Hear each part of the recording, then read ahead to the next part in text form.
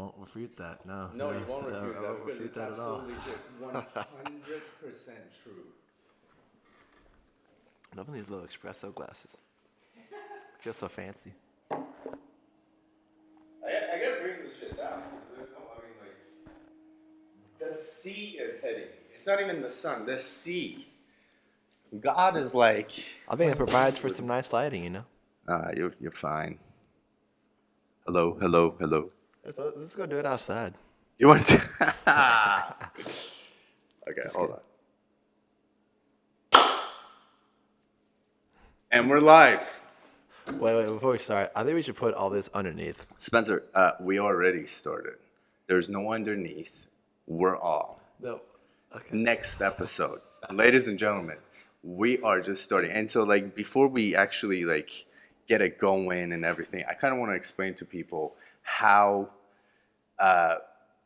like, I'm on a different page than you are. And it's very funny to me to observe this. Because let's just start with this. Like, what's your expectation out of this? What do you expect to come out of doing this? Out of the podcast? Out of just like you being here and like doing this YouTube thing with me. What do you hope to comes out of this?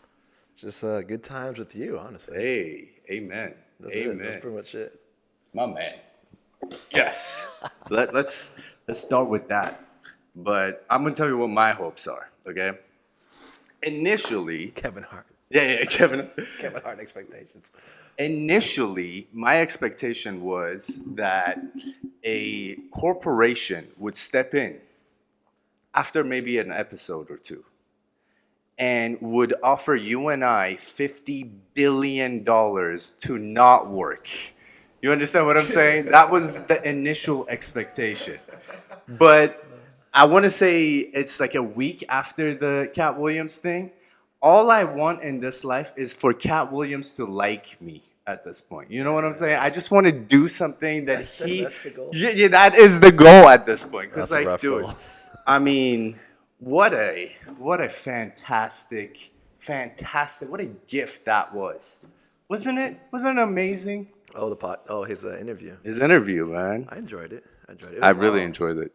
He talked a lot. He talked a lot. Shannon was just like sitting there like. Shannon couldn't believe his eyes, dude. Shannon was like, dude, is it the Hennessy or are you're not fueled by anything, bro? At this point, I remember there was before they started talking, Shannon was like, you were like already off the cognac. And then later on in the podcast, he's like, I am like always of the right mind, you know. Dude, like, I mean, he came in heated. He didn't say that, but yeah, he came in heated. He came in absolutely heated. Let's talk about this, okay? I do want to talk about the Katt Williams thing because, Spencer, should we be surprised about anything that he said? Any of this stuff that he talked about Kevin Hart, about all these guys that he talked about. Should we be surprised about it? I don't know if we should be surprised, but I was surprised. You were surprised? I wasn't expecting any of it, you know? Why were you surprised? I don't care about those guys that much. Those are things I'm just not thinking about. Yeah. Daily. Nobody thinks about stuff. It was just out of left field. Yeah. For Katt to be like, you know. I don't think it's necessarily out of the left field from Katt to say something like that. Because Katt's been going through this for such a long time. I'm a Katt Williams. I consider myself a person who pays attention to Katt Williams. Am I a Katt Williams fan? No. Because Katt has a very strong fan base that I'm not it. Okay? And I'm going to explain how. 2012, I want to say, Katt Williams was out here in Orange County, California, and he was performing. And do you know how I know from it? Was that I came to notice that he's in town from a person who's attending. You understand? Someone was already going. Yeah, someone was already going. The man brings his own audience. He has his own fan base. Well, yeah. He has a kind of a niche crowd there. That's legit one of the reasons why he has you money. Because he gets to do whatever he wants, however he wants, and nobody gets to say shit to him because he doesn't owe anybody anything. Does he have money? He has go f- yourself money. That's like Kevin Hart, though. Okay. If that's go f yourself money, what's Kevin Hart level? Kevin is so rich. Kevin is so rich that he cannot spend all of his money the way he wants to. Kevin Hart is Kevin Hart is a brand rich. Yeah. No, yeah. Katt Williams is his own man rich. Yeah, you can go to Irvine He's Spectrum a and self-made millionaire type of thing. Yeah. That's the difference. Kevin Hart is so rich, he can't even spend his money the way he wants to. That's how rich this guy is. Okay, so he's past money. Oh, he's way So, past like, fuck you money. To yourself money. To the point that I'm yours money. Yeah. I'm owed to someone else type of money. He's of the people now. Yeah. He But I mean, exists to influence and, dude, I mean, because like the thing I wanted to talk to you about is because one of the things that you and I, other than sports, other than girls, other than other stuff in life that we have in common, one of the things that you and I strongly have in common is our love for arts. And Facts, yeah. one of the things that I think Katt Williams was sort of pointing at was the fact that we're sort of okay with our art to be tampered with, and for losers to mention that they're winners. That was a problem, and that artificial intelligence, I'm sorry, intellectual property. I'm sorry, not artificial intelligence. Intellectual property and intellectual property theft is a up thing to do. I mean, and none of the things that Katt Williams talked about were things that we weren't aware of from before. For example, Carlos Mencia, he stole jokes from Joe Rogan. And we all saw how Joe was beating the drums to get that guy what he deserved. Okay? All I'm saying is when did that happen? That happened. Oh, But when did that happen? that sounds kind of familiar, but yeah. I think that was like in the mid-teens, 2000 teens, when Joe Rogan was sort of like coming out saying like, listen, there are people who are stealing jokes. And there are people who are stealing jokes in my face. And they consistently do it, and nobody says anything to them. And so, I mean, Joe has a platform that he's able to basically get his message out and say, hey, this is what's going on. Absolutely, yeah. Yeah. But when someone like Katt Williams, when he continuously gets blackballed, when he continuously gets to say, hey, listen, this is another man who hates more successful men. And come on, cut the BS. Cut the BS. We are all watching what's happening. We all know what's happening. This has been happening for a long, long time. Yeah. He brought some light to it. It was nice. Yeah. Joke stealing has been something that's been going on. I mean, honestly, I rarely noticed, though. Yeah, When it I does didn't know happen, either. I rarely noticed when that stuff Yeah. happens. But, like, I mean, I seriously didn't know anything about this. To the point that, like, I don't pay attention to Cedric, the entertainer, to the point to know that he steals jokes. I pay attention to Katt Williams. Yeah, I mean, Cedric's time has passed, I feel like. He's what? Does he even have a show anymore? Who knows? He's probably on BET if it does exist. We have a section in this show that we have the cemetery. We have a list of people who are in the cemeteries and some of the people who aren't in the cemetery. I didn't even know Cedric wasn't in the cemetery list. You understand what I thought he passed away a long time ago. I am not a fan of Cedric the Entertainer. I do not know the man. I don't watch his comedy. I have never, ever watched anything and said, Cedric the Entertainer is a great, great, great comedian. I should rewatch that shit again. I've never done that. I mean, yeah, he's not like a very like in the scene kind of guy. I feel like he's like For a guy underground. who's been doing this for 30-something years, and having no range. Oof. I mean, I feel like I don't know if we can talk about Cedric just because he was like. Okay, let's talk about Kevin Hart. He was before our time. Let's talk about. Okay, fine. Kevin Hart has been my time. Kevin Hart, without any doubt, one of the funniest men that ever performed during my lifetime. He is one of the funniest men I've ever heard. He's hilarious. He's hilarious, yeah. He is one of the funny. No. He's not hilarious. He's one of the funniest men. I mean, he went on a run, 3 back to back up until what's next. He put out gold, like his stand-ups, absolutely perfect stand-ups. I mean, perfect jokes, perfect stand. Amazing comedian. One of the greatest comedians ever.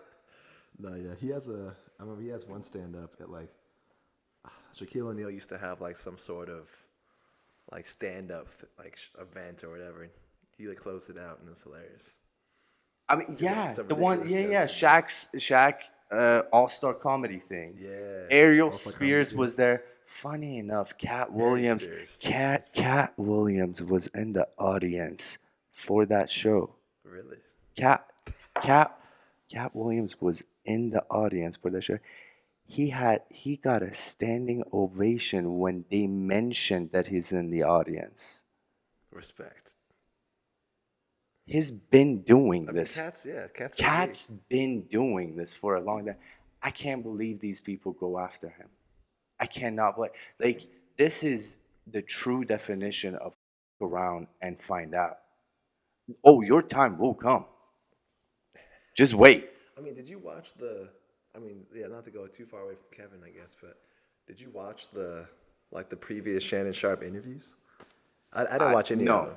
No. So they were talking about he was talking about things that were said, and I was like, yeah, I need to watch these. Yeah, no. Yeah, there were some references from previous episodes and stuff. I completely understand that. Like, there are a lot of stuff that, because Katt is a love, like his love for the game, whether it's podcasting, his love for entertainment overall is beyond just comedy or a student of comedy or an actor. You understand? Like, he loves all of it. And I see that passion in his face, right? But let's just for a second, let's talk about Kevin Hart for a second. Why are you surprised that he's a setup? Why? How do you not know? I mean, Patrice used to talk about this all the time. He used to talk about how Kevin Hart is a sellout. I'll tell you who else is a sellout. And here's a shocker. He hosted the Golden Globes a couple of days ago, and he bombed because he had to write his own material. Joe Coy is in that list. Oh, yeah, Joe Coy. I didn't really know who he was until... He's a sellout. Do you understand what I'm saying? Like, he plays the game in a way... How is he a sellout? Okay. He's a sellout in that I don't know he's willing to say... I mean, you really have to listen to Patrice, like, explaining it. I'm not going to do as good as justice as he does. But he talks about how, in Hollywood, if you want to continuously feed the beast that the Hollywood is, you have to play some of the games that you really should be questioning your morality before doing it. But a lot of these people, they're willing to, violate their standards faster than they can lower it. You understand what I'm saying? They violate it faster than they can actually bring their standards down. So in a lot of ways, like, Joe Coy is willing to do stuff, say stuff, tell jokes that aren't necessarily funny, but gets cheap laughs. And as a comedian... That's like most people. Yes. That's like most hosts are like, That's the difference between greats like Carlin, like Patrice O'Neal, like Dave Chappelle, and others.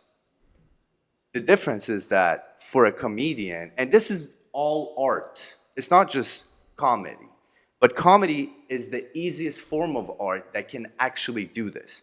But art, the goal of art, why we pay attention, why you and I consume art, is because art has the ability to push the boundaries and tell people, this is the boundary, right? This is where we're setting the boundary. An artist's job, the job of an artist, is to grab the audience and show them the line. And then grab the audience, hold their hands, and cross the line together. Stand there for a second. I can see that, yeah. And explain to them, that's the line that we don't cross. And look how uncomfortable we are at this side of the line, right? Now, here's the most important part about the job of an audience. You gotta make it make sense, though. Yeah. Absolutely. You gotta make it sense. You gotta make it relatable. You gotta make it all of that. But you gotta establish where the line is. Push the boundary, and then bring the audience back to their seat and sit them down and say, that's the line. That's why we don't cross it. It's messed up to cross the line. Don't ever cross it. That's the job of an artist. A comedian is the most simple form of absolutely accomplishing that goal. Yeah, I agree. Okay? I agree, yeah. And so when you're tampering with this important job, and being an artist is an important job, although some of them don't get paid as well as they should. Most of them don't get paid as well as they should. Most, for sure, yeah. Yeah. But at the end of the day, the job is important enough that we need them in our lives. Yeah. So in a lot of ways, don't mess with my art, man. Don't mess with my art. And a lot of these people putting phony stuff out there, putting stuff that you and I clearly can see through. Yeah, I mean, that's always existed, though, you know. Yeah, but to this extent? Especially these days, it's I mean, you know, yeah, art just being made just to get views. It's just, dude, like, it's at an all-time high right now. Yeah, I feel like we live in a world that's so misinterpreted on so many different levels, on so many different things. It's just people like, bro, no YouTuber should get in a box ring with any other YouTuber, no matter how much. Honestly, I'm okay with that stuff. Are you really? Are you really? Really? Yeah. Why? This is because it's the same shit. It's the same shit. It's like you people. You think it's the same thing? You think like it's the same entertainment, you know? It's it's entertaining. You see two people fighting outside the bar, and you're like, oh shit, let's go. Absolutely, it's entertaining. Let's go see this. It's entertaining. It's absolutely entertaining. It's the same. It's like these guys don't know how to fight, but I would like to go see them do it anyway. Yes. With the YouTubers, they don't really know how to fight. I'm super down to see it happen anyway, you know, because it's basically just a brawl. You know, they don't know how to block things like that. Yeah, exactly. A knockout's probably gonna happen. I don't think I ever watched a replay of Mike Tyson boxing just for the sake of seeing what Mike Tyson is about to say in the middle of the fight. I do not care what Mike Tyson does in the middle of the fight, like what he says to the opponent. I'm there to see how he moves and throws his punches. Oh yeah. I'm not there. You understand? Like, well, yeah, you're there for the skills of it. So apparently, yeah. Apparently, we're watching the different things. You're watching that for entertainment. I'm watching that because I want to see how this sport plays at the highest level. Yeah, I mean, I'm there for that also. Yeah. When those are the fights. Yeah. But I'm also there. You just want the Paul brothers to get their asses beaten. That's what you're looking for. I mean, see, the Paul brothers, they're in like, I feel like they like have skill, but they're also like, you know, like they're in that middle ground where it's like, there's like too much skill for them like to really get like caught with like something crazy. Like caught like with like some with a certain right hand or whatever. Whoever is paying for those fights is praying that they just get knocked the fuck out, man. Like, are you kidding me? They're praying, man. I'm telling you. I see that, but like I feel like they're like in the middle ground where like, you know, like they're not enough, like they're not skilled enough towards like you're like watching it for like some crazy like, you know, show of skill and like you're like, oh wow, this is elite boxing. And they're too good to the point where you're like, okay, this isn't just like some brawl. No, it's enjoyable because it's a brawl. So they're in the middle while like it's kind of like not even that. Yeah. It's not that great. Yeah.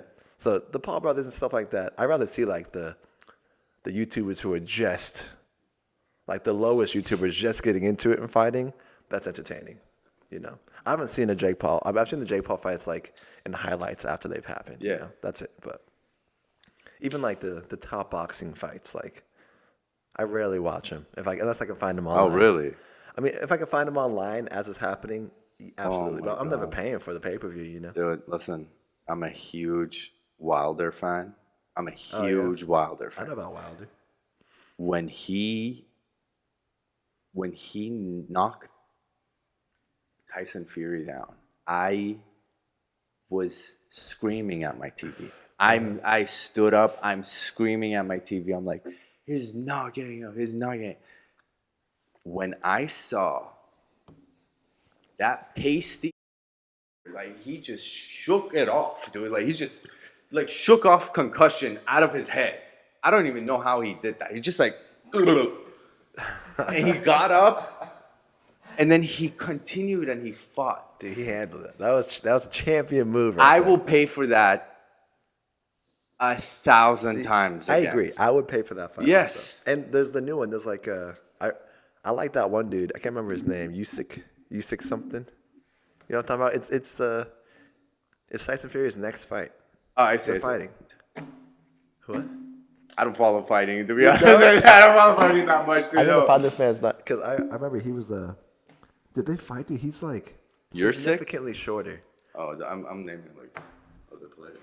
I'm naming basketball players at this point. No, I'm looking this up. There we go. Tyson Fury. He is fighting. Oh yeah, he fought in Ghana. That's pretty crazy. Yes, he did fight. I think that's like the second fight is coming up pretty soon too. I cannot pronounce this man's name. Oh, whew. There we go. Olisander Usyk. His last name's Usyk. Usyk. But they're fighting, and Usyk is sick.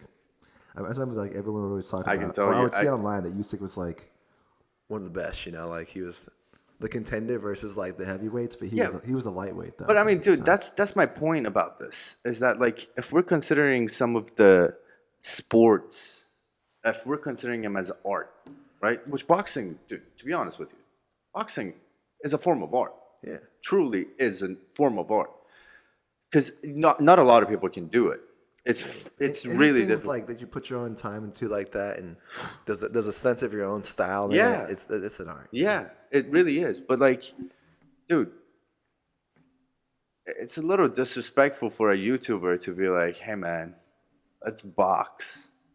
You want millions for this?" Dude, I disagree. There are boxers who don't make millions. Yeah, And these guys are going in there, acting like they're boxers when they're clearly picking their opponents on purpose. Like they clearly pick their opponents in a way that they're not going to get knocked out. They're not trying to go in there and get their ass beaten. They're trying to, I'll take a couple of shots, but I'm not going in there and walking out with a giant forehead on my head, you know? Yeah, that's the Jake Paul move though, you know? Like, I like the brawl aspect of it. Let's get two random YouTubers who, like, you know, haven't really trained that much. You just want to be, unless it's how be entertained. Yeah. I mean, I respect the money hustle of it for sure. It's like, it's hard to make money these days. If you can make money off of, you know, boxing somebody in a ring, I'm like, hell yeah, why not? Hey, man. I'd do it. I'd do it. Would you sell your soul to get a couple billions? No, I don't need that much. You don't need that much? I do need my soul, though. Dude, I mean, like, that's the thing. Because, like, dude, Spencer, like, there's this thing that they say, if you're making more than $160,000 a year, if you're, like, making $250,000 a year versus you're making $500,000 a year versus you're making $160,000 a year, your lifestyle is not going to improve that much more. I can see that. The line is basically 50 to 160. That's where the gap is, where people are struggling a lot more. Once you pass that 180 mark, your lifestyle is not going to improve that much more. So my question is that like some of these guys who we know they sell their souls to, whether it's Hollywood, whether it's, anything, right? For money. Yeah. How much more do you need? How much more does Spencer need to be like, hey man?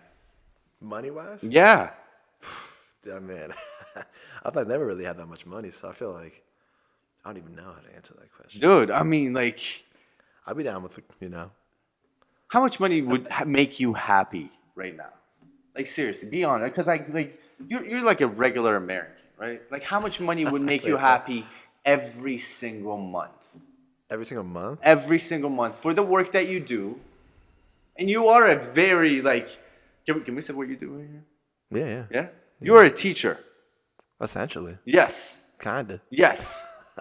You like teach teacher, kids. I help out, yeah. Yes. Yes. I mean, dude, money-wise, how much money would make you happy to do exactly what you're doing? You do photography on the side, you do a little bit of work on the side, but essentially you're a teacher.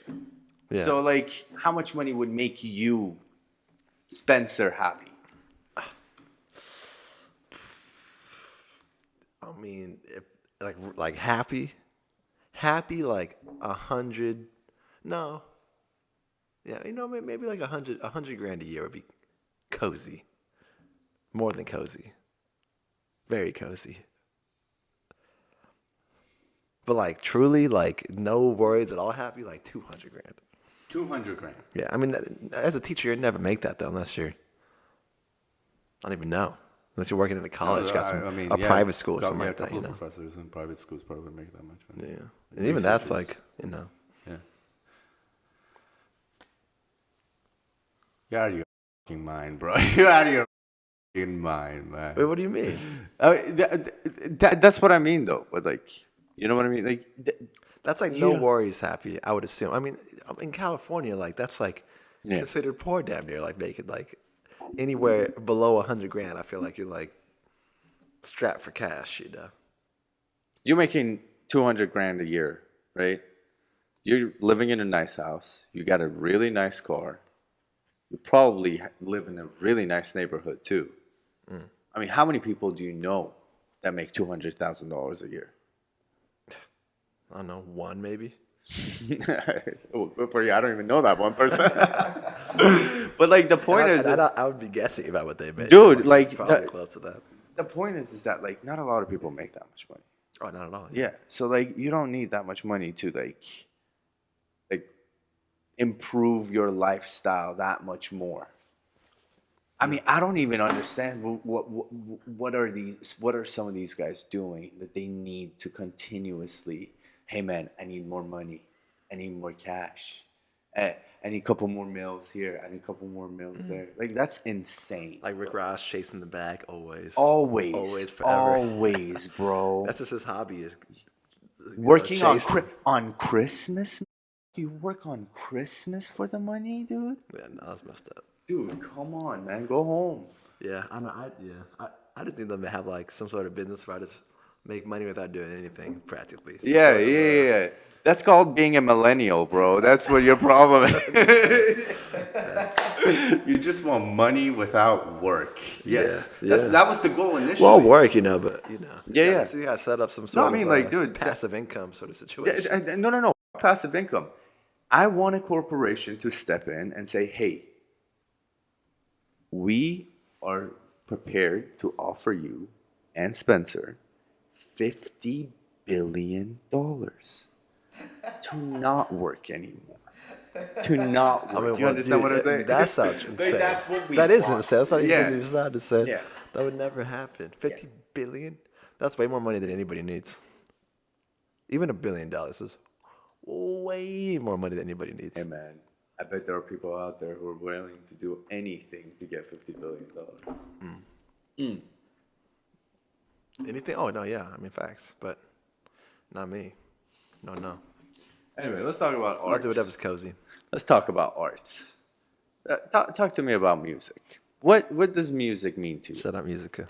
Yes, shout out music. Because, a lot of stuff that I went through. I'm like, dude, if I didn't listen to music during this time, I would be dead. Yeah, the music for me, it's just escapism, you know, at this point. It's a nice, just little, put your mind somewhere else. Put it on a wavelength that's nice on a different frequency, you know. Yeah. Yes. Music is nice. It's just a nice little escape, you know. And live music, Oh, yeah. Yeah, it's yeah. like a freaking energy. Do you prefer boost live in music chest. over any other type of music? Oh, yeah. If I can listen, live music is the best. I feel like even genres that I don't even listen to are Yeah. like country live, probably pretty good. I don't know if I've seen any. Have I seen any country artists live? No. No, I don't think Country I have. music is the one type of music that I just like. I'm like, dude. Hey, but there's different kinds of country though. But yeah. I do have a couple people that Chris Stapleton. Have you heard of Chris Stapleton? No. That man's good. Right? He's good. Got a good voice. It's like blues, country blues, you know? Yeah, yeah. That's good stuff. Pop country. Hold on. I just Hell downloaded no. some guy. Let me see. Yeah, dude. Country find it. music. Country We're in no music rush. is not bad at all. I just got introduced to. I can't even find the guy. What was the genre? Country music. Country music. Yes. Who's out here introducing you to country music? Shout out YouTube. Influencers, man. Please Influencers. sponsor us. Shout out YouTube also. Shout out YouTube. For wasting my damn time most of the time, okay? I could have been somebody without YouTube, man. YouTube's John Prine. John Prine. John Bryant. Yes. Never heard of him. Very, You very. gotta play some. Yes. Well, I don't want. Hey. I don't want to get monetized. No, yeah, I'm gonna play it out loud. Not that anybody's listening, but. John Bryant. This man looks like he's Yes. passed away. He's passed Yes. away already, Yeah, for I sure. mean, I don't know. No, there's no way he's alive. He looks so. I listen to Bob Dylan. Bob Dylan's not country though. Bob Dylan's not He country. probably got some country stuff.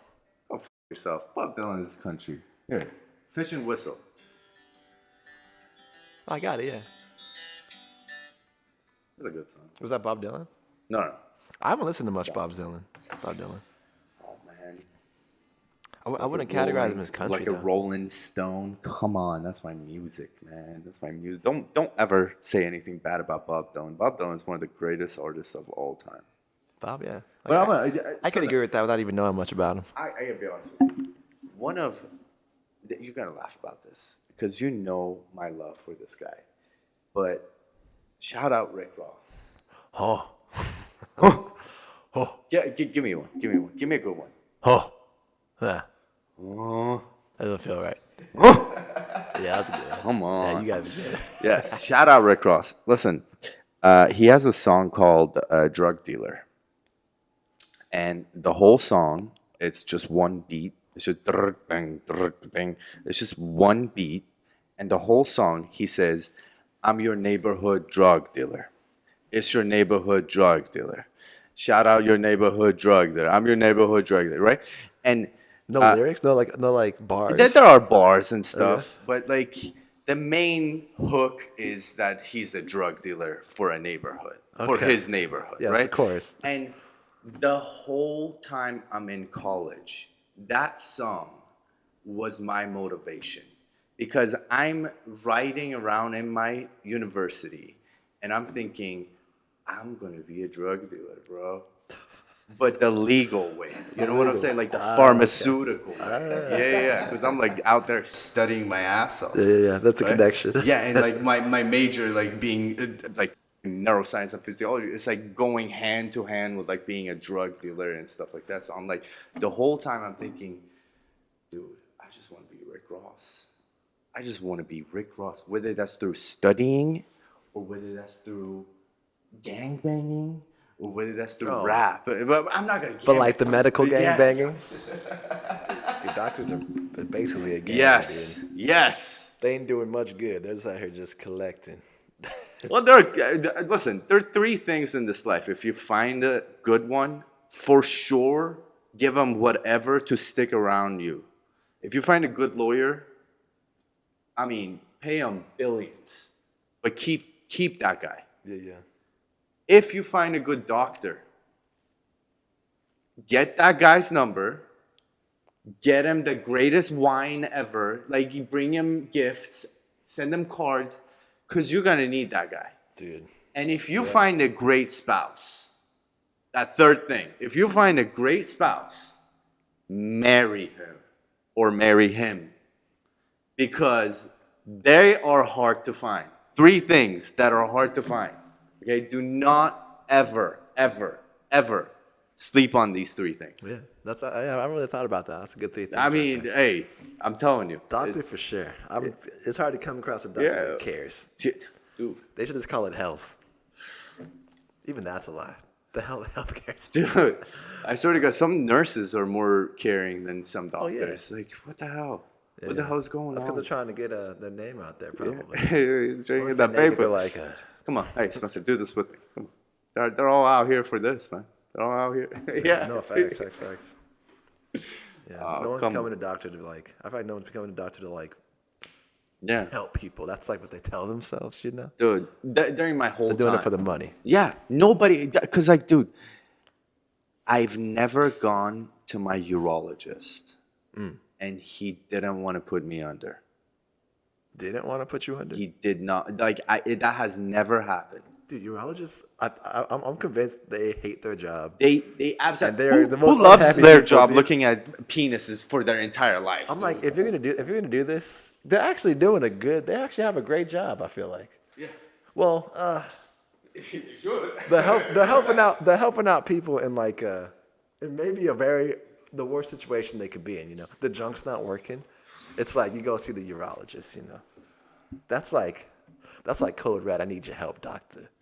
And they're like, Listen, I had to see my urologist a couple of times. Hey. And it's not fun Hey, at we've all. all been there, dog. Yeah.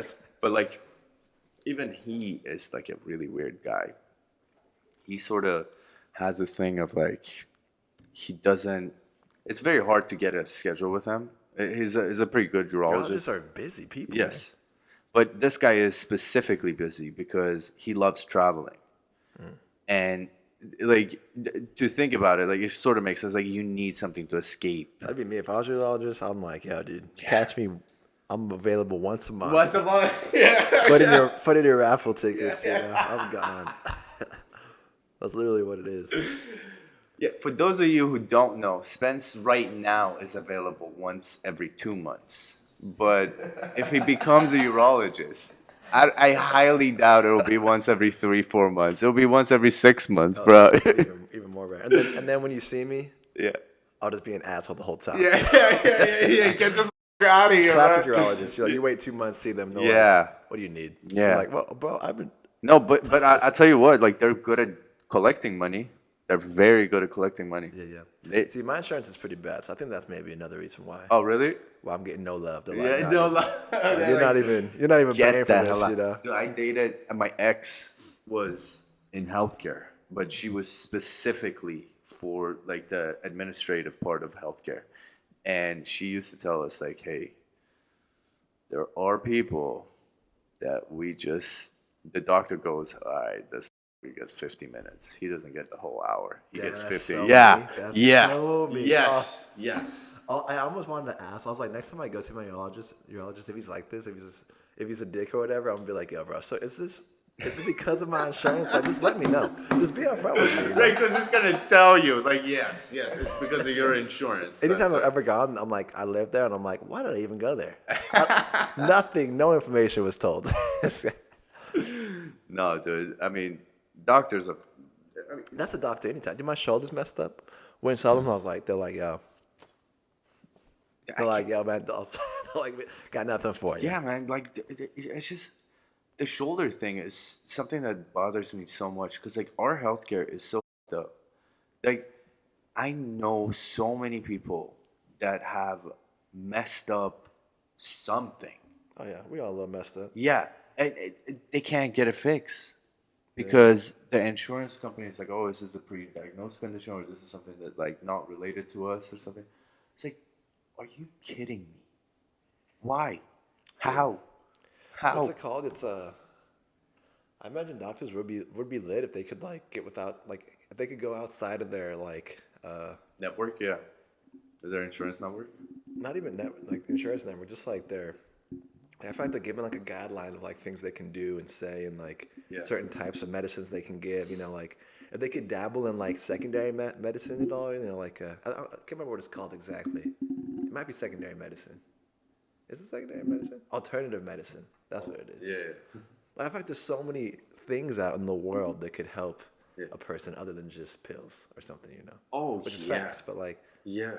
Like, yo, tell me to go home and rub some turmeric on myself. Like, if that would get the job done, I don't care. You know? Dude, something that people don't know, and this is like something that I absolutely worked on and like sort of know about it a lot because of my like studies and stuff, is that if you just fix your eating routine, you don't even need to like fix everything else. You just fix your eating routine. And minimize it to like 10 hours, 9 hours window. If you just do that, a lot of shit gets better. So you mean eating like a less time within the day? Eat in a 9-hour window, 10-hour window. I wonder what I do. I feel like I. So let me tell you what you do. You wake up at 12. That was today. Yeah. That was an exception. I get up early as hell every day. Yeah, you do get up. You do get up very early. Yes. I get tired with the weekend. Yes. I gotta be honest with you. We both get up really early every single day. Yeah. But like, the main thing is that like you just wake up. You don't eat 3 hours. You just don't eat for 3-4 hours, right? And then once you're about to go to bed, this is the most important part. When you're about to go to bed, don't eat 3 hours prior to you going to bed. That's all you got to do. If you just do that, 3 hours before you go to bed, 3 hours after you wake up, don't eat anything. It's going to put your eating window in that 10 hours. And that's going to be able to fix a lot of things. You'll be surprised of how easily you'll pass out. I mean, these are studies that have been done on firefighters, on mice, on different species. Like, firefighters and mice. No, I'm saying like even from the molecular level. Okay. They've worked it all the way up to humans. And there are human trials that makes sense, you know. I need to fix my Nobody is eating in their sleep. No jaw is moving to chew on food while you're sleeping. I mean, that's just absurd. I mean, no, it doesn't happen. Yeah. Unless you're in a coma, I guess. So why don't you give your digestive system a little bit of break, just so it can breathe. You know anything about fasting? Yeah, this is fasting. This is basically moving that window of fasting towards your sleep. Yeah. But what about like multiple day fasting? You ever thought about that? I mean, you can do intermittent fasting. You can do. What's your goal? Are you trying to lose weight, or what are you trying to do? Just reset my body, you know. I don't know, reset my gut. I've heard it's good for gut or something. You got to go see Jesus first for that. You've done a lot of damage throughout the years, man. UCLA's been rough in the past. Dining halls out there. Yeah, man. Good stuff. Good stuff. Yes. But bad stuff, I guess. No, apparently not. Look at that smile. Look at that. That's $1 million smile. That's a 4 years I've been having fun in UCLA type of smile. Yeah, I mean that was a minute ago. I was eating good back then. I'm eating even worse now, probably. No, I mean, dude, like what I'm telling you sort of works to the point that like you can even give your immune system like a whole break for like during the weekend. You don't have to do this, but then like during the week you can get back on it and still feel the effects. Like fast over the weekends, I just say. No. I'm saying like this whole fasting of you not eating 3 hours after you wake up, 3 hours before you go to bed. This whole schedule, you can do it for 5 days and then give yourself a break the other 2 days during the weekend and still benefit from all the beneficial stuff that comes from this. You don't have to consistently do it all throughout the year. You can just do it a couple of days. Every once in a while, you know. Yeah, I mean, you can get benefits from doing stuff small. Like you benefit from going to the gym every once in a while, but like you benefit more from doing it consistently. Yeah. No, I mean, the main thing is that like if you really want to see the benefits, you can start this very early. As a matter of fact, I'll tell you something. Have you ever had a cat not let you sleep? Have you ever had a cat or a pet? Maybe once. Right. A cat. Yeah. I said it at a friend's And house. what does a cat want when you're trying to go to bed? It's either it wants to play or they're hungry. Right? It's either in the morning or it's during nighttime, right? So here's something that you can actually do to see the effects of this. Put your pet on that schedule of 9 to 10 hours and just see the effects of it. Oh, like on eating? On eating. Because most people that have obese pet, they have food available to them throughout the day. It's always there. Yeah. It's always there. So their schedule is not really to the point of like, okay, this is when I'm sleeping, this is when I'm working, right? Mm-hmm. Your liver has a clock, has a biological clock. And then everything else has a different clock that is controlled by your brain. And your brain is basically controlled by the light that is absorbed through your eyes and everything else, right? Mm-hmm. And so because of that, you have to line up the clock of your liver based on how everything else works in your body that is controlled by your head. It's called the SCN. It's in your pituitary. It's right above your pituitary. Pituitary gland? Pituitary gland. Hey. I know words. Hey, I know words too, baby. Oh, yeah, you do. Yes. But I mean, the main thing is that if you do this, it improves your sleep. It improves everything. You don't have to do the whole, like, I don't know, like, stupid pills to, like, lose weight. You know, Oprah started taking pills to lose weight. Oprah? Oprah. I can see it. I can believe it. But then she lied about how she's not taking the pills. Pills that are for diabetic people. That actually diabetic people have a hard time finding it. Not Oprah lying. I can see it. If it was Ellen, dude, I could see it being Oprah too. Ellen will be canceled by now. I'm surprised Ellen's still there. She's not on the show anymore. How the fuck does Jimmy Fallon still have a show? How is Jimmy Fallon not hosting Family Feud right now? Like, he's hosting game show every single night. Jimmy Fallon? He's doing Jimmy Fallon. Jimmy Fallon does. Jimmy Fallon. Tonight Show. Yeah. He should give up the Tonight Show because he's basically hosting a game night show every single night. There's a celebrity and there's a new game going on, right? Yeah. Every single night. He should just give up the show. Let's move Steve Harvey out of the way. You know what I'm saying? Katt Williams has a problem with him. All right, let's move him out of the way. Let's make some room for Jimmy Fallon. Steve, not. No. I love Steve Harvey. I love Steve Harvey. Yeah. I don't know if I love him, but I fucking love that man, dude. He's listen. I don't watch enough. Everything Katt Williams said is absolutely 100% true. Wait, I'm shocked. I am shocked that Steve Harvey can talk. That's what Katt Williams said. We're all surprised that Steve Harvey. I'm shocked of how well he speaks. Wait, why? I just am. I just am because like the picture that I have in my head of a guy who looks like Steve Harvey does not match with how words come out of his mouth. You understand what I'm saying?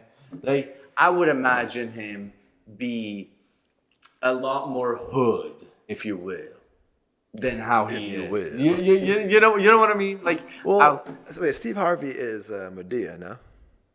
No, that's Tyler Perry. Tyler Perry. That's Tyler Perry. Okay, I'm thinking of Tyler Perry. Yeah. Okay, yeah. I know you're talking about now. Steve Harvey. Steve Harvey, yeah. Oh, boy. No, yeah, with the mustache. Yes. Oh, boy. With the great top. Yeah. He's funny. The flat head. Yeah. Remember that? With the flat head now. No? The flat top, you mean? Yeah, flat top. I'm sorry, flat top. Not flat head. I haven't seen him with a flat. I haven't seen him with Are a you flat top in a serious? while. I feel like. Yes, but have you seen him in the isn't he flat bald? top? He's a bald guy now. Yes. In fact, the sunset's popping right now. I'm gonna turn these. Yes. Go ahead.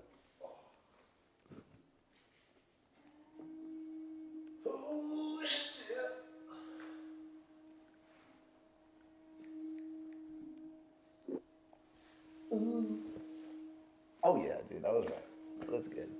This is every day. Yes. This is every day, bro. This is every day, bro. Here. I can't wait. Okay, yeah, this is yeah. No, yeah, that's classic. Damn. Did he have his own show, like television show? Yes. The Steve Harvey show or some shit? No, he showed up in a couple of shows and stuff, and then like Now he has his own show. Yeah. I mean, dude, this guy was giving advice to girls and guys. And he was divorced 2 times over. Yeah, a little Black Dr. Phil action.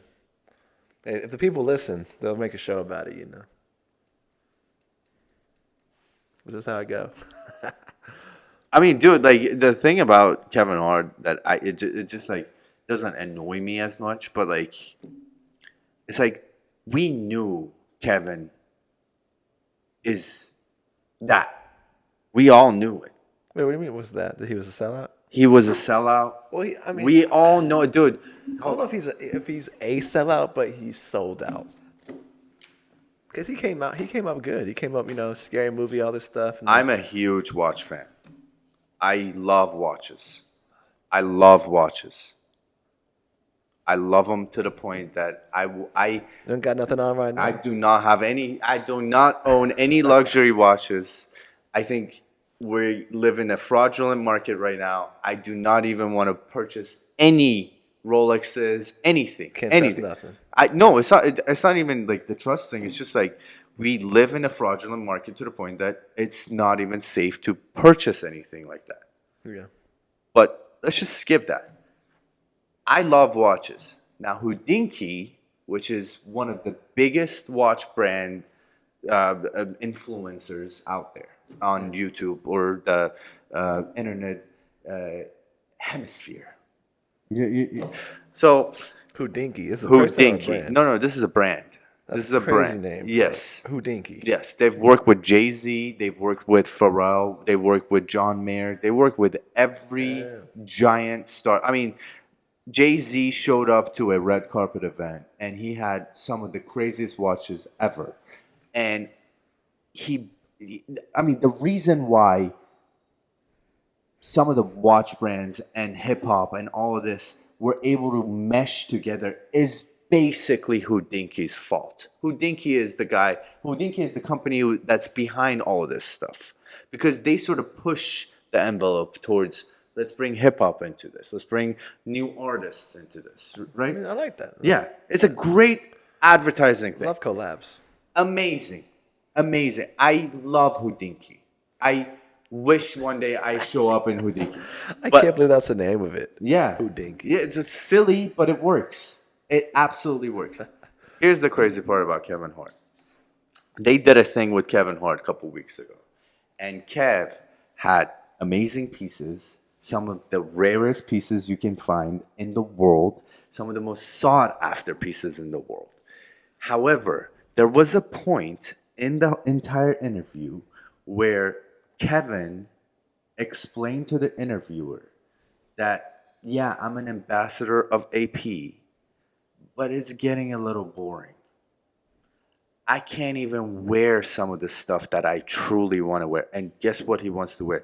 He wants to wear a Patek. But he is a huge brand for AP to the point that he cannot wear anything other than AP. Yeah, it's like drinking Monster and being sponsored by Red Bull or something. No? The man is a sellout. We all know it. We all love him. We all love him. I used to love him. I used to love him Now too. it's like there's that guy over there. That's Yeah. But Kev, at the end of the day, is one of the most successful comedians that ever come out of my generation. Oh, absolutely, yeah. One of the most successful people I've ever. But he's a sellout. Is there anything wrong with it? No, there shouldn't be anything wrong with it. There really shouldn't be anything wrong with it. Am I sad about the fact that people are stealing somebody else's property? Yes. Yes, I'm absolutely outraged about this. Just like how Joe Rogan was when Carlos Mencia was stealing shit from him. We should be outraged when somebody's stealing from Katt Williams, which, again, Katt is one of the people, one of us. He's not one of the Hollywood elites. He's one of us. He's our boy. Yeah. Okay? So when we see something like this happen, and he's calling out like, yeah, Kevin, you did this, and you go on Breakfast Club and you tell him, yeah, Katt never shows up for the Hollywood studios to touch him. Like, dude, really? This is how we're going to play? This is how we're holding each other's back? Because apparently Katt Williams gets criticized when he talks about another black guy. Is Kevin not getting anything like this? Well, Kevin just doesn't do it, I imagine. Dude, Kevin Hart went on Breakfast Club. He went on Breakfast Club and said Katt Williams' problem with the industry of Hollywood is that nobody can touch him. The man never shows up for the studios the way that he's supposed to show up for the studios. That's what Kevin Hart said on the Breakfast Club. That doesn't sound that bad. It doesn't sound that bad, except it's a lie.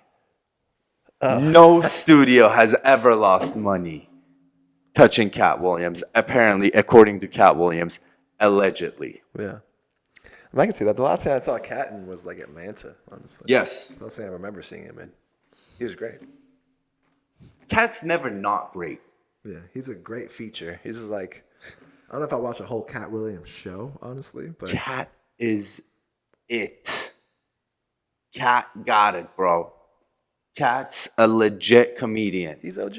He's legit doing it. He's legit been doing it. All right, real quick, give me Mount Rushmore for the greatest comedians of all time. For you. For me? Yes. You want me to go first? Yeah, you go first. Okay. I'll go first. There are a lot of great people on this list that are left out. And I will name a couple of them. Rodney Dangerfield. Absolutely one of the greatest of all time. Rodney, I don't even know who that is, dude. Yes, you are out of touch with reality, sir. Don Rickles, one of my favorites of all time. He did not make it. Okay. Pryor. I haven't watched too much Pryor, but definitely know who he is.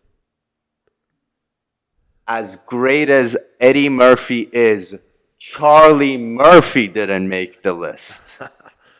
And Charlie was amazing, man.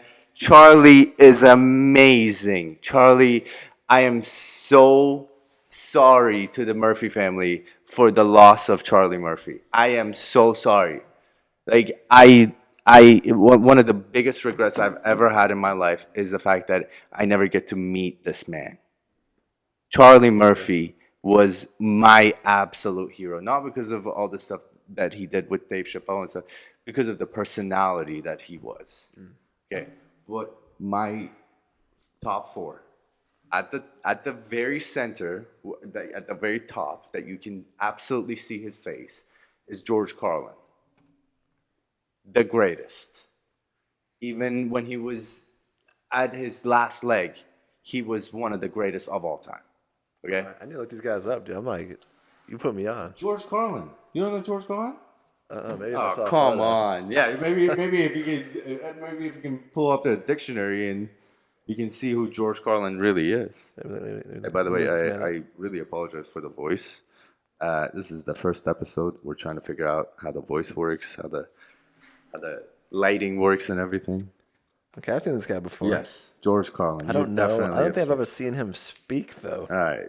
Second guy, in my opinion, the anytime I saw this man do anything, I laughed my ass off. Robin Williams. Oof. The greatest. That's good. That's a good one. The greatest. This guy goes right behind him. The third guy that's looking, so like I think Mount Rushmore is like one guy is like the top guy, and then 1, 2, and then one guy is like looking at the other three. The guy who's looking at the other three, for me, is Patrice O'Neal. Oh, Patrice, you talk about it. Amazing individual. Dude, right? Yeah. I'm looking up all these people, dude. Yes, please look these guys up. Okay. No, I've seen Patrice before. Yes. I've never seen him do Elephant stand-up, in the Room is one of the greatest stand-up of all time.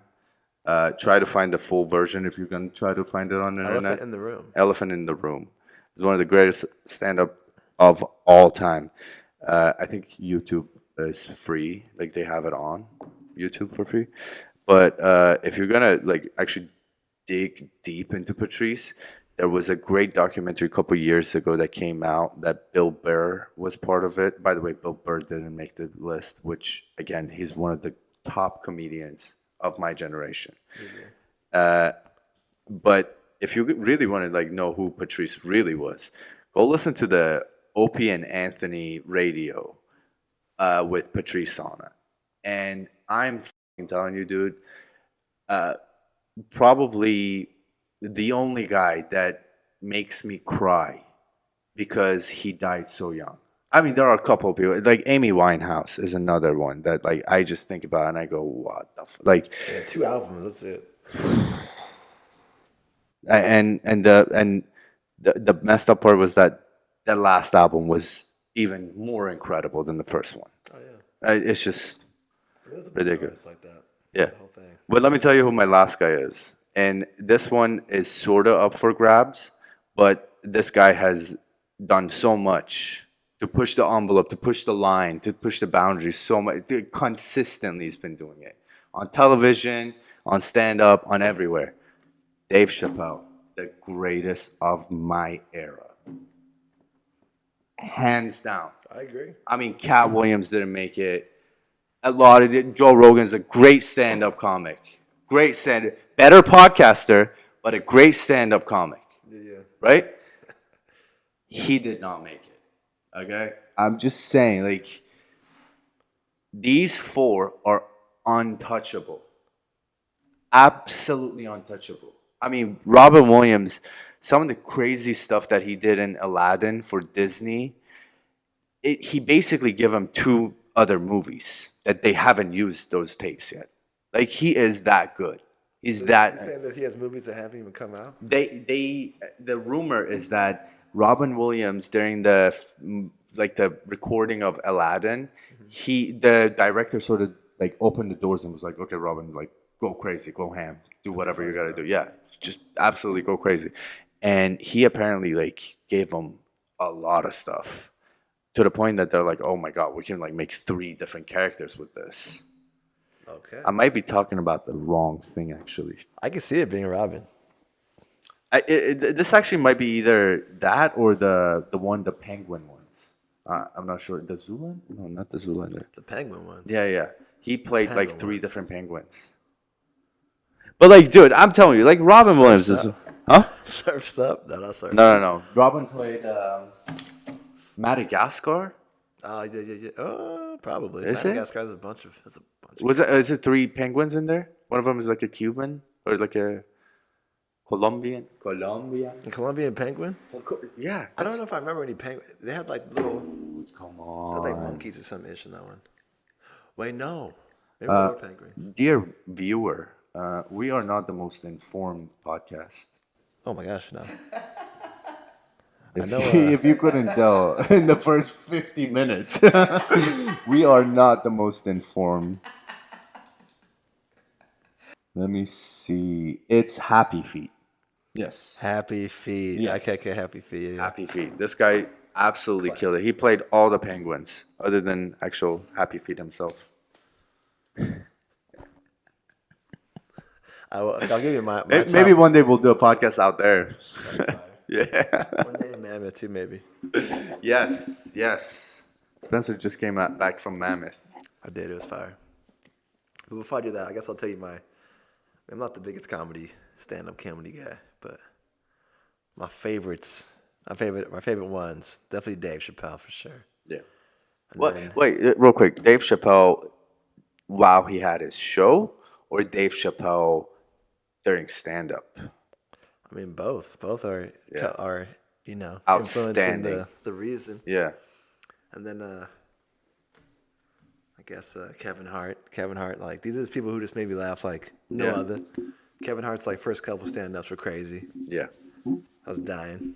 Yeah. Especially the one that like. I was like in high school when this came out. Yes. I was like I cracking think up. there was one that I want to say I went to the movies with you and saw it in the theater in Spectrum. The one that he's like sort of like changing his tone so quickly, you know, like how to like what it feels like to deal with a crazy lady. He's like talking about like different family members and Yeah. stuff and all these things. Yeah. No, I mean like some of the stuff that he talked about. Like, Kevin is one of the funniest men I know. Yeah. At that time, he's on top of it. I put him on top of the map for sure. Yeah. And then Ari Spears for me also is hilarious. Yeah. Ari Spears is This is my top. This is my Rushmore, you know. Yeah. And then I guess if I had to do one more, like Robin Williams is Robin is goated.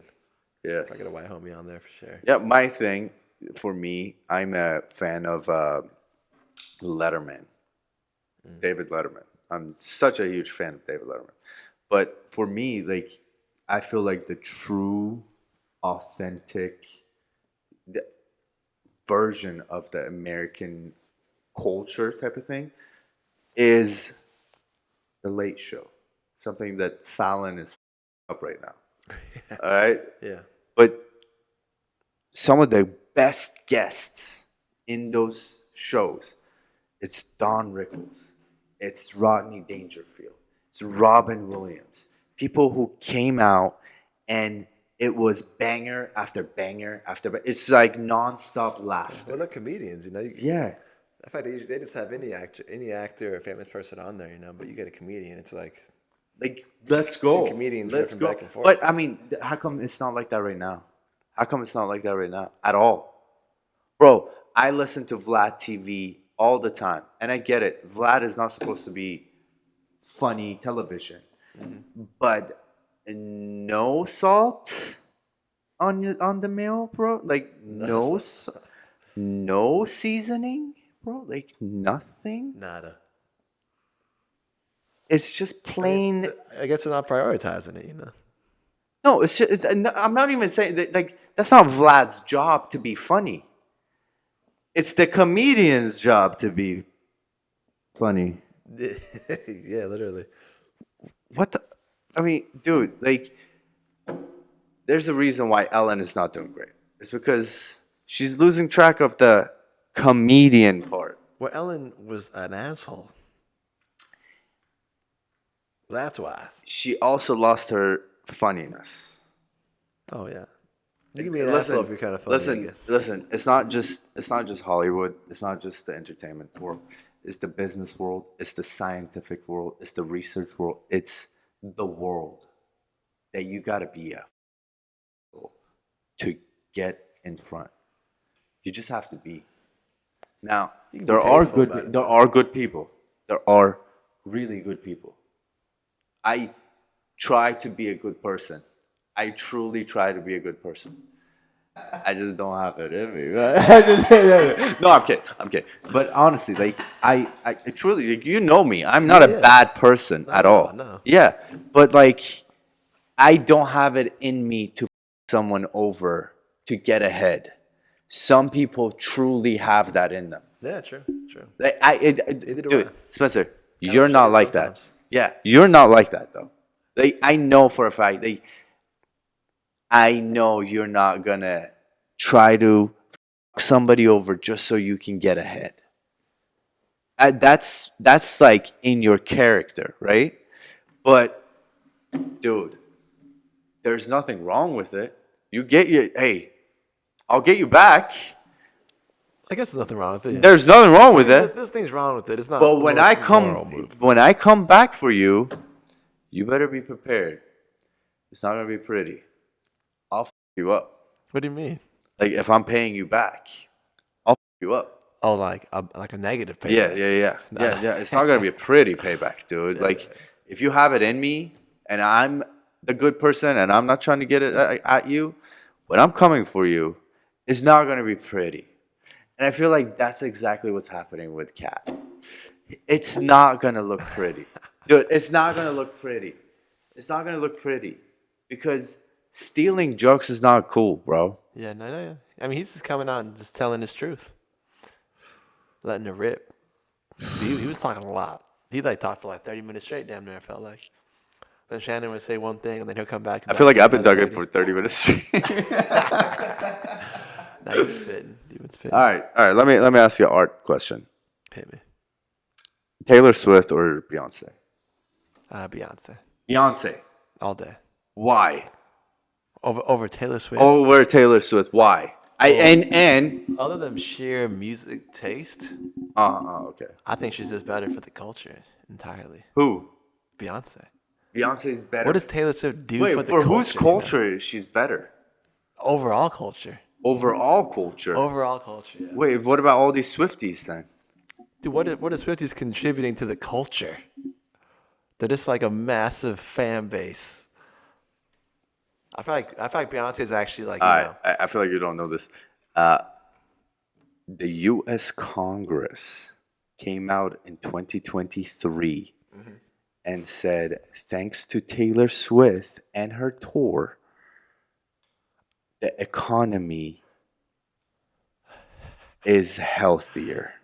Yeah, I actually heard about that. Yes. That's not the culture, though. That's the economy. That's the entire culture, bro. That's what are the you economy. talking about? That's the whole culture. The culture is different from the economy. There's a big Okay, difference from those two. explain to me, what is Beyonce doing that Taylor Swift just can't do? I feel like she just adds more, diverse music.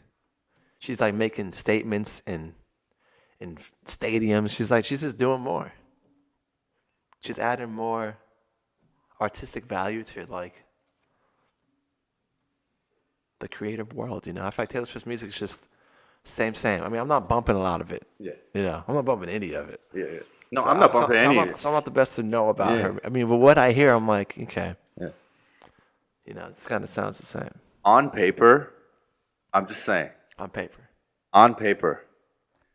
Taylor is smoking Beyonce. Well, like financially? Like revenue? No. I'm talking the number of hits. Oh, Solo hits. Consistently. Yeah. And staying at the top with the solo hits. Consistently. On paper, Taylor is smoking Beyonce. Okay, I can see it. Yeah. I mean, absolutely smoking it. Now, I'm a predict the future real quick. Okay, the 24 Super Bowl hasn't been announced for who the halftime show is going to be, right? Yeah, I don't think so. Yeah, no. If Taylor Swift happens to do the halftime show, do you think it's going to be bigger than Beyonce's halftime show or not? Like more views? Yeah. Do you think it's going to be better performance-wise? Because, okay, hold on, real quick. First In my of all, professional opinion. who has the greatest halftime show of all time? Oh, I don't know. You don't know? I'm going to tell you. I'm maybe going to tell you Rihanna. exactly what Rihanna's it is. pretty fire. I'm going to tell you exactly what it is. Rest in peace, Prince. Oh. One of the greatest of all. Hold on. One sec. Just give me 1 second. I'll be right back. Okay.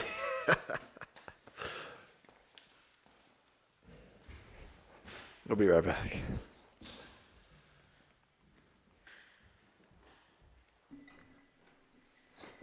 She's like, what? Listen.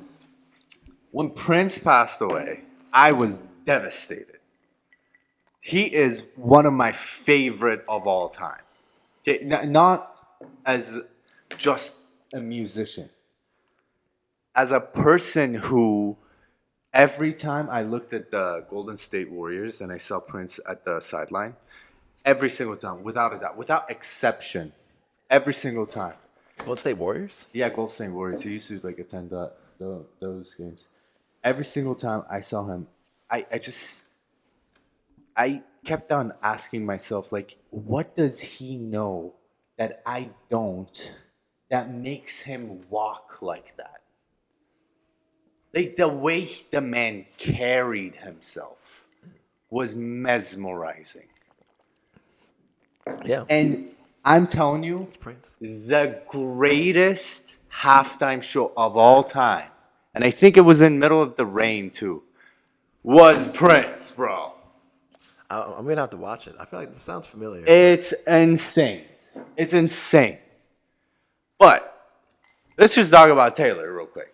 Hey, you really think if she does a show, she's not gonna like go all out and try to be better than Beyonce? There'll be fireworks. There'll be a lot of people doing dances.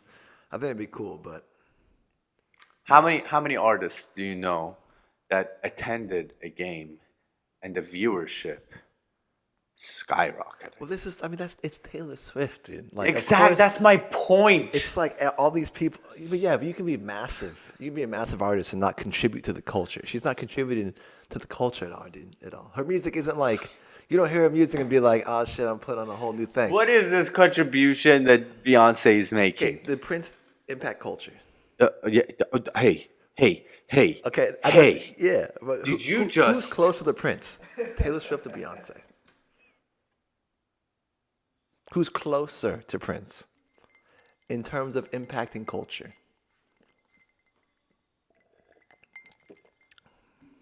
Whose culture are you talking? Dude, No. Whose culture are you talking? The music culture? Music, fashion, pop culture. But the pop culture that we care about, you know. The pop culture that you care about, apparently, dude. Because like there are a lot of pink toes out here that they all care about the stuff that you're talking about. Okay, dude, I don't know. Like Beyonce drops music, drops dances. It influences people, you know. People do the dances online, whatever the hell, you know. Yes, I Taylor Swift's music. I don't see Taylor Swift dance songs anywhere or anything like that. you know? Yes. That's just a little example, but White people are not good at dancing. If you didn't know, I know some great white dancers. really, Yeah, they're online. Justin Timberlake. Who is this great white dancer? Jake, our friend. Who's that? Yeah, who the hell is this great white dancer? They exist. What do you mean? Hey, listen. What do you get The at? only thing that I know white people can do is play basketball really well. Do I, No, I'm kidding. There are a lot of. of course they can, dude. There are a lot of great things that Taylor Swift is doing. There are a lot of great things that Taylor Swift This is is doing. crazy. Taylor Swift is she just puts out music Yes. that white women love. She White women love. That's it. So she does put out country music, yes. if she performs at the Super Bowl, tons and tons of women, sorority girls all over the world who would never watch the Super Bowl otherwise are gonna watch the halftime show for sure. Yes. For sure. They might even just tune in just for the halftime show. Just like how a lot of people tuned in just so they can watch Beyonce perform or Snoop Dogg and Dr. Dre perform at the halftime show or all these guys perform. Yes, the halftime show is one of the best parts about the game. Yes. But all I'm saying is she brings in crazy volume. She will, yeah. She has a She crazy brings fan base. in, I mean, she brings in cults. The It's not a following, bro. I These mean, are cults, dude. This Beyonce is, got the Beehive too. Like she also has a pretty yeah, crazy how's the following. Beehive doing right now? I mean, I don't know. Beyonce has a family and shit. She older. Yes. She's on the line She's of touring. her career. She's you know? touring with her daughter. Yeah. Yes. She's And Swift is I'm prime- jealous prime of her right now. family. You understand what I mean? Like, they have such a great family. They have such a great connection. The kid is going in the same family business that everybody is already in established, all of that. I get it. Great, amazing, good for them. But we're talking Taylor Swift against Beyonce. Beyonce wins. And the irony of Kanye jumping on the stage, grabbing the mic from Taylor Swift and saying, Beyonce had one of the greatest. I mean, that's where it really started. That's where it really, really, truly started. Okay, well, what do you think about that? Yeah. So I think on the book, it's not even a match. It's not even a match. Now, the problem is that the book, but who cares about the book, bro? That's like saying that's like saying the Grammys are choosing the right artist every year for like album of the year. Yeah. Spencer, you and I know a couple of people who truly think because Kobe Bryant has 5 rings, he is a better basketball player than most other players who have less rings. Okay. See, so all I'm saying is, yeah, the books count. Some people truly look at just the book. So you can't listen. I understand stats is just numbers, but at the end of the day, you got to look at those numbers. It's deeper than the numbers, though. Yeah, it is way deeper than numbers. Exactly. It's way deeper and than Beyonce. But at the end of the extra other stuff. yeah. So for me, between Beyonce and Taylor Swift, when you look at everything, I feel like we're not even like qualified. We're not qualified. No, but we are the consumers. Yeah. Right. So as a consumer, I would like my voice to be heard. I am not a huge fan of Taylor Swift. Now, if I was a bigger fan of Taylor Swift, bigger fan of that type of music, I might have been able to judge a little bit better. But on the books, my guy, it doesn't look good for your girl. For Beyonce? For Beyonce, it does not look that good. Well, I mean, what books are you comparing right now? I'm comparing to the fact that Like tours or she something? only does crazy solos and it's consistent hits. Taylor. And with Beyonce, it's usually she has to feature somebody, or if it's a solo hit, it doesn't stay at the top 100 for a long time. Like currently. Like overall. What, Beyonce's gonna come out with the next 7 albums all solo? Nobody's gonna feature anything with Beyonce? Not Beyonce's last album, but the album before that one was wild. Lemonade? Yeah. Was it Lemonade or I don't know. Lemonade was the name of the songs, probably. I'll look it up. Lemonade was the album. You're talking. I'm more. I remember the Obamas were freaking out about it. Everybody was freaking out. I get it. But the hype behind Taylor, the Congress, the United States Congress. Was it the Congress or the Senate? Dude, I'm not even sure. Bro. Listen, don't take anything that me and this guy says at face value because we don't know our information. I'm more of a Solange fan than a Beyonce fan. I think Solange is better, honestly. Real. All right, who would you put Taylor up against? No, Beyonce and Taylor's a great. Yeah, it's a great head to head. Hey man, Kanye gave us that. I guess so. And I think Kanye was right then. Taylor won album of the year over To Pimp a Butterfly, Kendrick Lamar's album. I'm just telling you that, and that's based off of what? The numbers? No. Oh, yeah, probably, but not like the actual artistic, cultural. Is this the Grammys value, you're talking about? Yeah. The Grammys? The Grammys. Taylor Swift's album won over To Pimp a Butterfly. It was either To Pimp a Butterfly or Good Kid, Mad City. Kendrick got blackballed out here, dude. Like, Kendrick should get Katt Williams as a representative and go in there. But you know what I mean? I feel like that's the comparison that, like, Taylor Swift is not contributing to the culture. She's just out here just putting out pop albums that a bunch of white women in sororities or just women in general in sororities or whoever just love. And they're just soaking up this crazy fans that listen to it nonstop, boosting the numbers. And she goes and has the craziest tours, you know. That's because of her fan base is wild. It's not even like what, I mean, I don't know. I haven't listened to her albums. I don't know what the substance is like really. How many boyfriends can you have that break your heart? You know, like I don't know. I don't know that much, but Yeah, NFL is in trouble, bro. Hey, Kelsey, don't f***ing break up with her. Do not break up with her. I mean, do you love your career, sir? Do not break up with her. You are in it for life, my guy. You're not breaking up with this girl. I almost at all. They'll probably break up. Yeah, no, I mean it's coming. I can already see it, dude. The guy's like walking around all pissed. Yeah, it's not looking good. It's not looking good for NFL at all. But I gotta tell you, dude, like NFL's a dying game, I think. Eventually. I guess everything's gonna die eventually, but no. I think if we have more interesting players like Lamar Jackson, if we have more excitement to the game. bring RG3 back, you know. Dude, put Michael Vick back. You understand what I mean? Like, It might be too late for I don't give a. that. You know what I mean? Like, put somebody good. Like, this is what, like, bro. You got me hurt right now about. You really think Taylor Swift is providing more value to culture than I don't Beyonce? think she's bringing more value, but Who's providing more value Listen, to the culture? these- Answer the question, dude. Beyonce or Taylor Swift? Who's bringing more value to culture? For me, I don't listen to Taylor Swift, so I have to say Beyonce. But that's for me. Dude, I don't. That is listen, what anybody would Can we say. get a white girl up in this? Like, I'm gonna do a freaking Instagram poll right now. Who's adding more to pop culture? I don't even, dude. I feel like nobody would even say Taylor Swift. But that's also my following. put it in the comments. Taylor Swift or Beyonce? Who do you support? Ugh.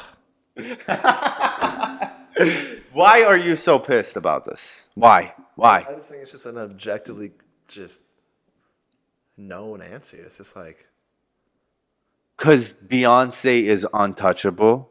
no, she's not untouchable. What? I just think she adds more diversity to music and just all kinds of stuff. Diversity? I think so. I'm going to tell you who adds diversity to the game. All right? And this is where credit is due. You got to give credit to him. Eminem adds diversity to the game. Because I guess so. he's doing a great job Well, he did. at a game that you're supposed to technically be black. No. I'm not supposed to technically. I mean, not really. Hey, man. There's a great video of That's not 50 Cent talking about how hip hop is basically made for black people with black people. Yeah.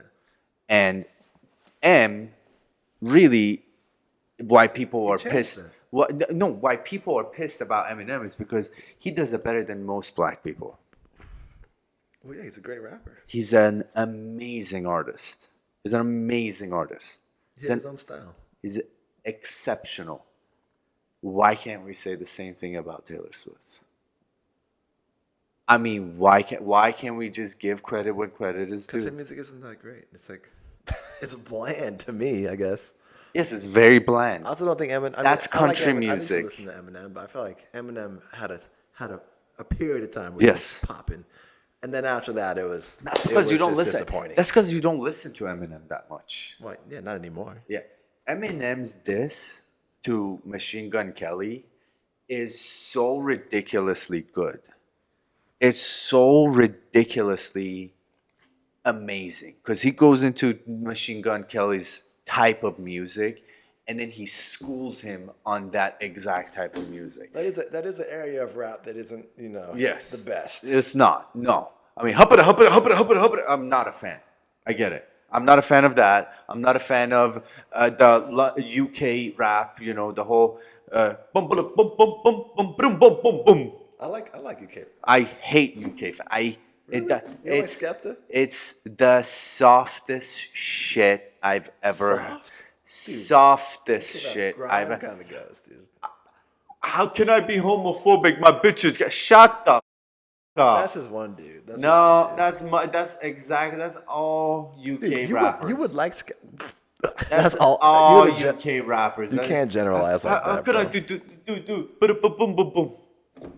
No, no, dude. You ever no. listened to Skepta? I gotta be honest with you. Have you listened to Skepta? I think so. Oh, then yeah, you can't say nothing. I don't know. I'm sure I'd listen to it. Listen, your knowledge of music is identical to my knowledge of, comedy. Like, I'm naming guys that you have no clue. Yeah, no, yeah. And you're naming guys that I'm like, who? Skeptics? Skepta? What's that one song, dude? There was Skepta and ASAP Rocky. Oh. You've heard this song before. A$AP Rocky is another guy who deserves more credit than what he actually gets. I think he's an exceptional artist. Praise the Lord. Yes, I've heard this. Well, Skepta's on that song. So you've heard Skepta at least. Well, he doesn't sound UK, I guess. Huh? He doesn't sound super Skepta's UK, I very guess. UK, yeah. I don't know where he's from exactly, but All right, last question. Give me a couple of the undervalued artists that you think should be incredibly more valued than what they're getting right now. If you want, I can go first too. undervalued artist, like in music. Anything. Whether it's music, whether it's movies.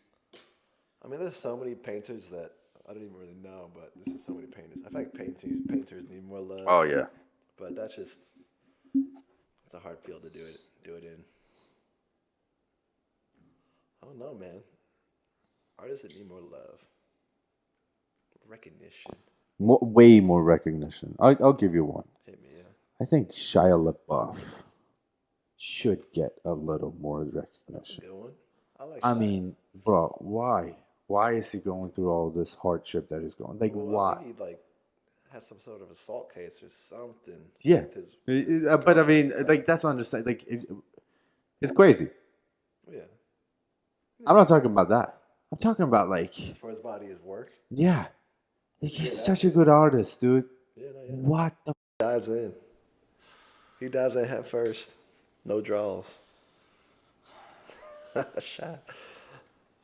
There's another artist that needs more recognition, dude. I mean, I think Amy Winehouse is another one. yeah, she gets a lot. I a mean, lot of dude, recognition.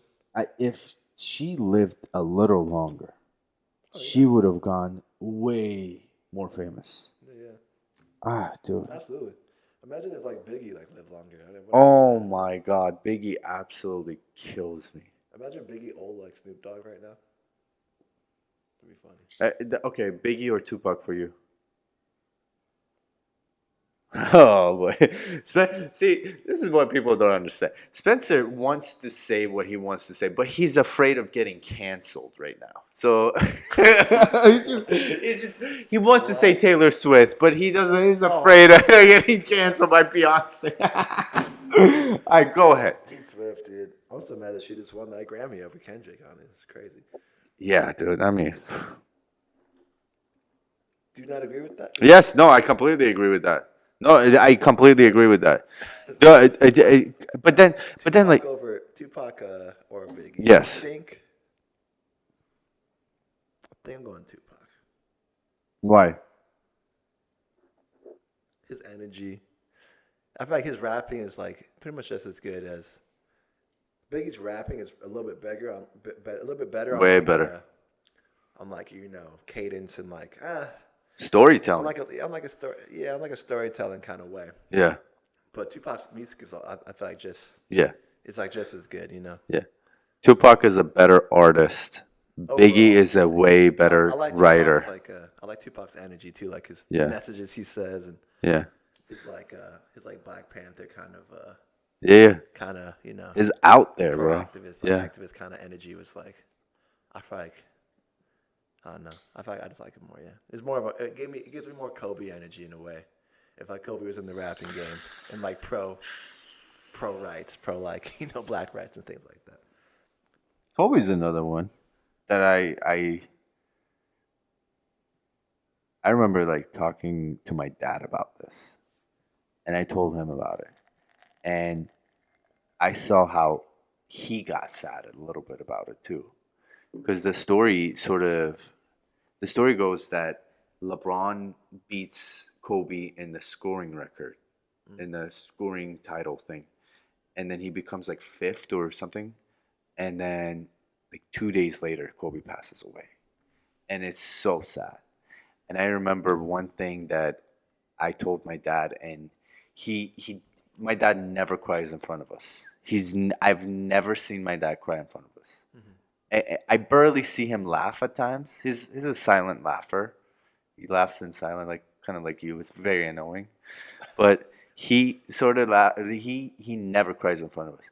But I sort of saw a little bit of tear forming in his eye. We're talking about Copes. Talking about Copes, and I specifically remember him saying, "Damn, this man gave his entire life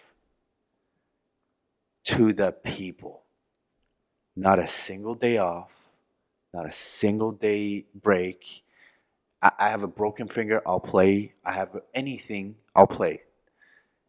And then once he hits retirement, once he's about to just settle down with his family, with his daughter, teaching his daughter, doing what he loves to do, his life is taken away. He's taken away from us. And that's the saddest part about this whole situation. Yeah, like it's so sad. And I had a chance of sitting third row watching a playoff game, watching Kobe Bryant play. This is when Derek Fisher was playing for OKC. James Harden was still there. James Harden? James Harden was in OKC. And they came out here. Andrew Bynum is playing for the Lakers. This is a long time ago. Oh, yeah. And I vividly remember, I hate Kobe. I'll say it right now. I hate the way Kobe plays the game of basketball. Oh, I do Kobe ball or whatever. I do not like that type of play. I grew up watching LeBron, understanding the fact that if you're a good basketball player, you make your teammates a better basketball player. You don't just go out there and dominate. Yes, we want to win. There's an I in win, and I got to take over sometimes. But at the end of the day, the best basketball player, this is how I was taught how to play the game of basketball, is that if you're the best basketball player on the court, you make your teammates better. Yeah. That's the best basketball player on the court. And I specifically remember watching Kobe, knowing how I hate his game, and looking at how this man is reacting to the game, to the arena, to his teammates. And this is the game that they won. So I'm in the building with the Lakers winning. And I'm telling you, the way that guy carried himself is forever going to be embedded in my head. Because that was a true legend walking around knowing that he's a legend. I mean, that's such an important thing. To consciously know, to be consciously aware of what's going on in your position in life. And Kobe knew all of it. And to that, like, you got to tip your hat to it. Like, you got to give credit where credit is due. And that man knew exactly where he was, what he was doing. It's incredible. Absolutely. I mean, Kobe's one of a kind. Yeah. Such a sad story. Dude, I went to one Laker game. Yeah. He didn't play. I was watching behind him and then play. Like that. I know, right? I'm horrible. Well, thanks for sharing, Spencer. That was a great story, man. Hey, it's a short story, man. It's a painful one. Oh, man. I know. Listen, thank you so much for doing this with me. Oh, dude, of course, man. It was a blast. We're going to do this again, right? Hey, I'm down. You heard it here first. The man is down. I hope I see you again. I love you, man. Thank you so much. Yeah, of course, bro.